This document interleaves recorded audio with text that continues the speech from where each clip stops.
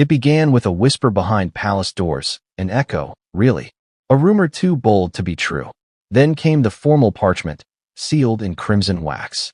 And just like that, a chapter that once enchanted millions crumbled into ash. Before we continue, please hit the like button, subscribe to the channel, and turn on the notification bell for updates. King Charles had done it. Prime Minister Keir Starmer had backed it. And Prince Harry and Meghan Markle, once global darlings, once the face of modern royalty, had lost everything. Everything royal. This wasn't tabloid drama. This was monarchy. And this was final. Let's start with a simple question. What must a son do for his own father, the King of England, to personally sever the final royal string tying him to the throne? What must a duchess say, publicly, privately, politically, for the British government to step in and remove any shred of official nobility from her name? This is not some recycled palace squabble. This is not another tiff about press headlines, Netflix deals, or chicken coops in Montecito. This is the end. And yet, something about the timing doesn't add up. Why now? Why this title? Why such coordinated force between Buckingham Palace and Downing Street? Because, despite what Harry and Meghan have claimed in interviews, memoirs, and docu-series, there was still one title left. A final, stubborn, ceremonial remnant of royal status. And now it's gone. The hammer didn't fall overnight. It was planned, coordinated, and sanctioned by forces higher than gossip columns or palisades. But here's the part no one is saying out loud. The true reason this decision was made isn't just legal. It's personal, deeply personal. And beneath the calm, carefully worded announcements lies a tempest of betrayal, silence, surveillance, and a father's cold final act. In this story, we won't just tell you what title was taken. We'll show you why it was ripped away. We'll walk you through the classified briefings, the furious outbursts, the midnight Montecito meltdown, and the silent revolt within the royal household that forced Charles's hand. And wait until you hear what Meghan did after the final blow was delivered. A moment caught off camera, but whispered through the halls of Hollywood and Parliament alike. But before we begin, ask yourself this. What kind of person burns every bridge and then lights a match under the river itself? That's the story we're telling today. And believe me, you've never heard it like this before. Let's rewind the clock. It was a rainy morning in London, the kind of gray that soaks into the bones. Inside Buckingham Palace, the king wasn't smiling. Charles, known for his temper but also for his restraint, sat across from his senior advisors. The desk between them was littered with files, legal reports, intelligence memos, leaked correspondence.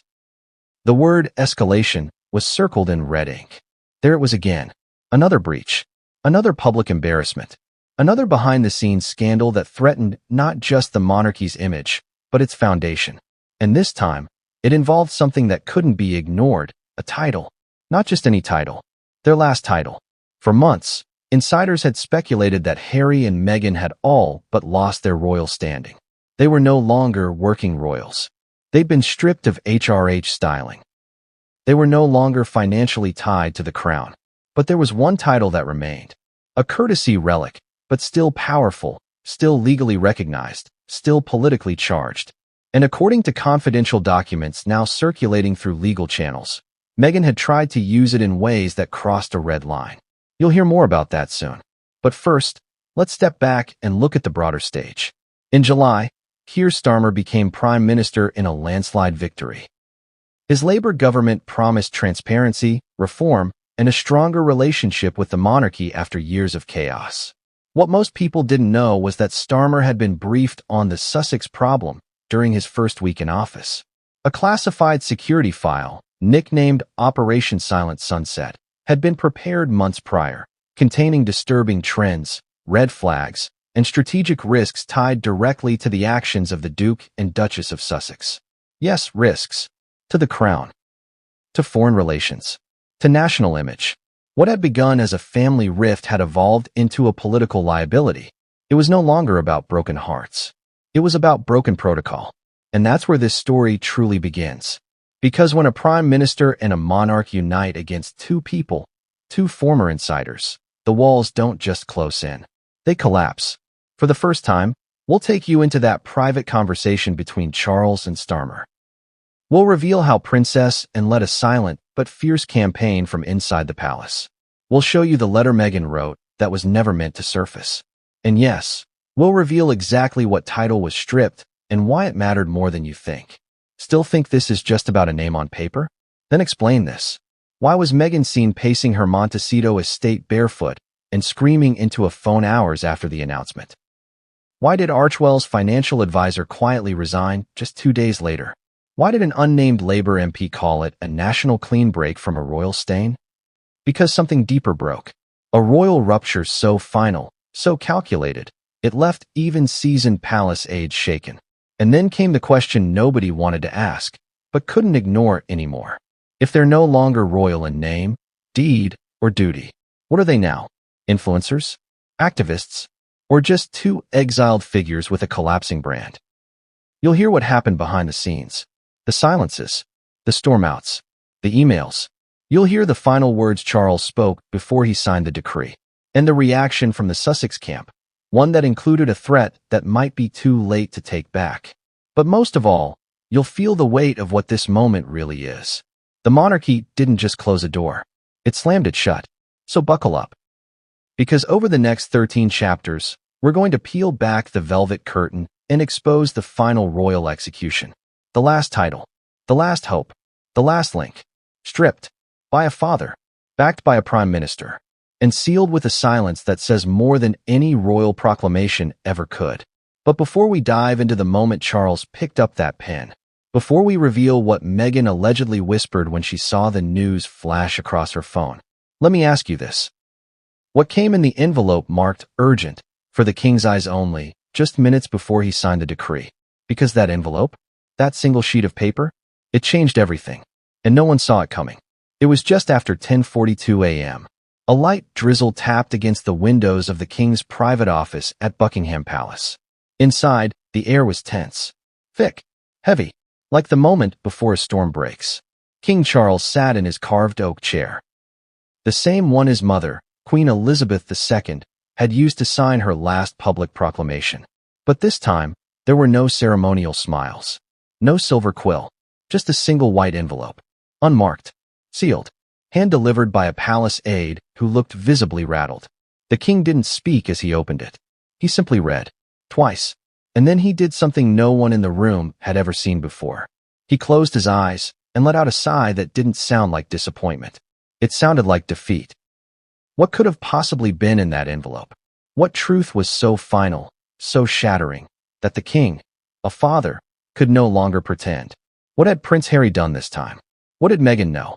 We'll come back to that envelope, because what's inside it will echo through every chapter of this story. But for now, you need to understand something more immediate. The decision had already been made. What the envelope did was remove the last sliver of doubt.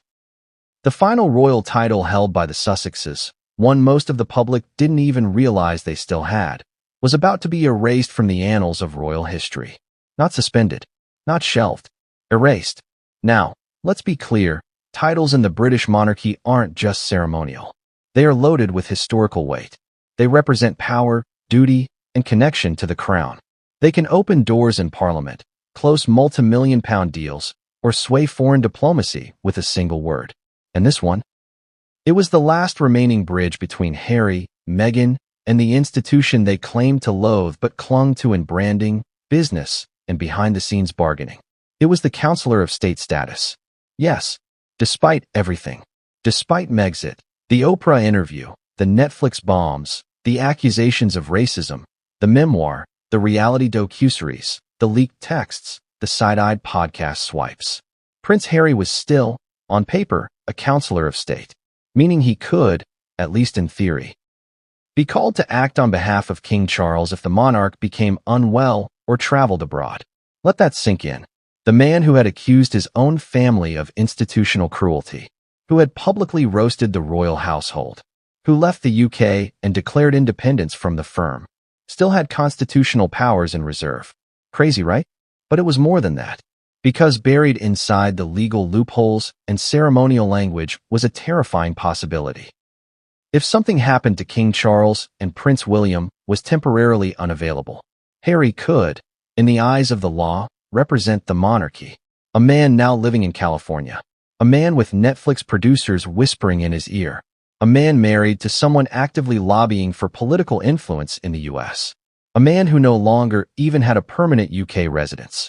And yet, he still had this. Until now. Because when that envelope arrived, it brought something with it that no palace denial could bury. Evidence. Damning. Undeniable. But we're getting ahead of ourselves. Just moments before that envelope was delivered, King Charles was staring down at the decree papers prepared by his private secretary. It was all there. The language was precise. Unmistakable. By royal authority and with immediate effect, the rights, privileges, and duties associated with the title and designation of Counselor of State, as applied to Prince Henry Charles Albert David, Duke of Sussex, shall hereby be withdrawn in full. A single stroke of a pen would make it law, but Charles hesitated, not because he doubted the need, but because, deep down, some part of him still remembered the boy who used to run across the Balmoral fields barefoot. The boy who cried at Diana's funeral. The boy who made the Queen laugh when no one else could. Was that boy still there? Or had he become a stranger now? Fully, finally, irrevocably? The advisors in the room said nothing. They knew better than to interrupt this moment. But Charles's hands didn't move. That is, until he read the letter inside the envelope. It was brief, less than half a page, but it confirmed everything he feared, and worse, what he suspected. You see, a quiet investigation had been going on for months. Not an MI5-level mission, not some grand conspiracy, but a very specific audit into communications. And one particular intercepted exchange between a third-party foreign delegate and a known associate of Meghan Markle changed the game. It appeared, allegedly, that Meghan had attempted to use her remaining royal status to negotiate a seat on a global philanthropy board, one tied to international relief funding. One that required recognized royal credentials for final clearance. And she had signed an email as Meghan, Duchess of Sussex, Counselor of State, Ret. Let that land. Retired Counselor of State. A title that cannot legally exist. A fabrication. An attempt to inflate power for access. And while Meghan was never an official Counselor of State herself, the use of that title, even in a private context, posed a constitutional issue. The legal team flagged it. Downing Street was notified. And then came the question, what if Harry tries to invoke the same? That's when Starmer got involved. That's when the Queen's codicil, yes, we'll get there, was quietly reread. That's when Charles said, enough. And that's when the pen finally touched the paper. The signature wasn't shaky. It wasn't hesitant. It was deliberate. And final. With that single action, Harry lost his last official tie to the monarchy. This wasn't a PR move. This wasn't symbolic. It was constitutional. It meant that from that moment forward, Harry would never again be considered for any formal role within the British state. Not even in an emergency. Not even in the line of succession's darkest hour. Gone. And Meghan? She lost the protection of that shared proximity. The letter she wrote, the one signed with the fictional Ret title, now grounds for investigation. Now part of a broader audit of their brand's use of royal connections. Now a legal liability. The room at Buckingham Palace remained quiet after Charles signed. One aide cleared his throat, gently asking, "Shall I inform Downing Street, Your Majesty?" Charles nodded, then stood, and walked out of the room without saying another word. Later that evening, a quiet update was released on the royal family's website. No headlines, no fanfare, just a quiet statement, tucked into the corner of the site. His Majesty the King has formally updated the list of counselors of state. The current list reflects the active working members of the royal family and has been adjusted accordingly. No mention of names. No reference to Harry. No explanation.